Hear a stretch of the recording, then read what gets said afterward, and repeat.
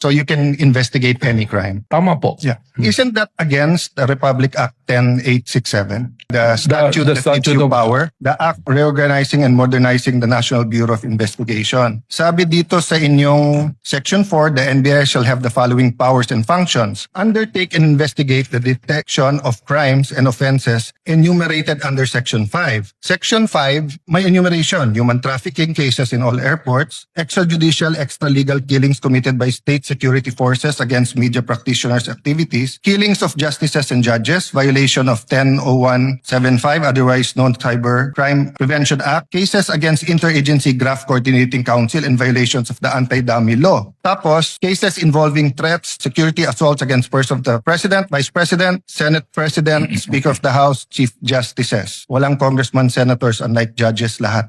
Transnational crimes pursuant to existing international agreements, identification of dead victims in case of mass fatalities, incidents caused by natural disaster, and violation of commercial, economic, financial, white-collar crimes, nakadyan yung law. So, exclusive yung enumeration. Then, provided, however, if that the President or Secretary of Justice may direct the NBI to undertake investigation of any crime when public interest so requires. So, hindi ba limited ang pwede niyong imbestigahan except that DOJ at President ang pwede mag-atas? That's my last question. Yes, yung pong ating listahan na yan, tama po, nandiyan dyan. Subalit, hindi naman po sinasabi na nalilimita dyan ang aming pong pag-iimbestiga sapagkat malinaw po ang mandato ng NBI that we are the primary investigating body. Yun lamang nga po, merong mga kaso kung ito po ay bumagsak na sa jurisdiction halimbawa ng PNP na kanilang iniimbestigahan, we can still help and coordinate at the same way na kung kami po ay nag-iimbestiga at ang PNP pwede rin pong tumulong Well, po sa Director, if that's your interpretation, that goes against what they taught us in law school, na pag exclusive yung enumeration, you cannot add. And at the end of the enumeration of Section 5, nakalagay nga dito, however, the President and Secretary of Justice may direct you to undertake investigations of any crime. Why do they have to say any crime if you can do it any crime, if you can investigate any crime after all? It seems that you're expanding your jurisdiction by yourself.